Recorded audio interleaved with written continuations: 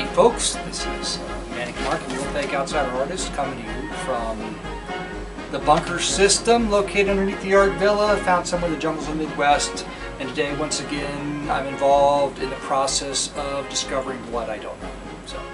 And to share that process of discovery with you today, it's painting day. And the painting featured today is, I was under a table digging some stuff out, looking for my rubber chicken, which I found in my toy box, which I need to bring downstairs and go through. But I found this painting, and this painting is called Skippy, and this is a true story.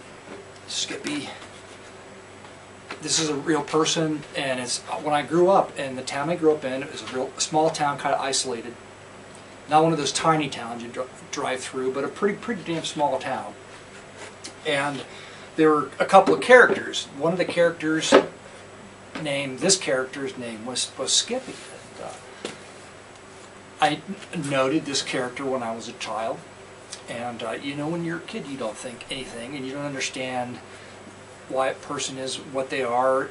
You know, but you can sort of tell when things are special, and that's all they are, is just unusual and special. Like if there's a crew in front of your house digging up the street, that's out of the ordinary and it's special. And as a kid, I was interested in things like that. So, why I was interested in Skippy? Well, Skippy, he always wore this red felt hat with you know, the ear things that flop down.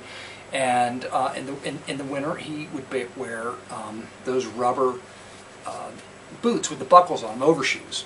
And but the thing, why I didn't call him Skippy, I think that was actually his nickname. And why? What was he called Skippy? Well, because he skipped everywhere he went. He never walked anywhere. He just skipped. Well, Skippy was, at the time, we called, you know, folks like that retarded. I didn't. That's generally what they were referred to. I just called him Skippy, right? I didn't know retarded from Nimrod or specially challenged or whatever the hell you're supposed to call him. I have no idea. We're all specially challenged in some ways, don't you think? But Skippy smiled and he waved. The two things he did, he was always smiling, always waving at everybody, and skip. That really impressed me. I really enjoyed the character. I never actually said anything to him because he was always just going someplace, skipping, waving, and smiling. So years later, as you know, I'm visiting my dad, driving around, I don't know, going to a restaurant or something, and one of the few times I ever had a conversation with my dad, you know, and reminiscing about anything, and maybe this is where I got my, you know, severe case of woe and misery. That sensibility for noticing this sort of thing. As I said, whatever happened to Skippy? And my dad, who worked for a newspaper and knew about these things, said, well, Skippy jumped off a bridge, he committed suicide. And he did that because his dog and his mother, of course, he took care of him, and he lived with his whole life, died in the same week somehow. So it was too much for him. See, that's the sad thing about life, in that you have these things that are very special, and almost inevitably, things end, you know, tragically. Very few people just die in their sleep. Most people go the hard way, man. Even if it's like quick, it's usually hard. Or most people, at least everyone I've known, pretty much gone the hard way, and it takes a while to get there. Or in like completely immersed in woe and misery like Skippy was. So, you know, this is a story that should probably just end with, here's a happy guy that waves and skips. But leave it up to me to delve further into it, to find the woe and misery and drag it all down into the depths of hell.